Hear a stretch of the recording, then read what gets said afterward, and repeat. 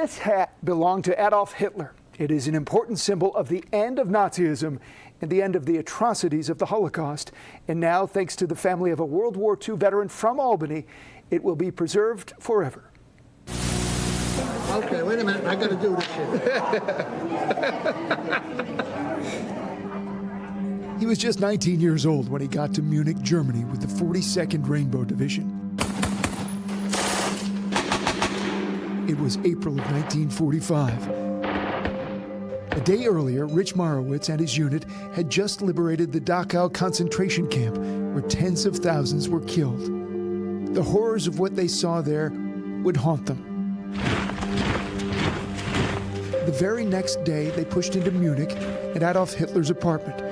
More than 50 years later, Marowitz, who lived, worked, and raised his family in Albany, recounted the story of what he found there for this documentary. And I saw something on an upper shelf, and I pulled the chair over, climbed up, and got it, and it was a beautiful top hat with initials in big gold letters, A.H. When I looked in this hat and saw A.H., I could actually see his head in the hat. And I was so pissed from the day before that I threw it on the floor, jumped off the chair, and stomped it. Marowitz became well known around here for talking to school groups and young soldiers about his war experiences. And that was the thing about it with Rich. When he would talk about Hitler's hat, there was no reverence to the souvenir. It wasn't important because it belonged to Adolf Hitler. It was important because a Jewish kid from Brooklyn brought it home. And stomped on it first.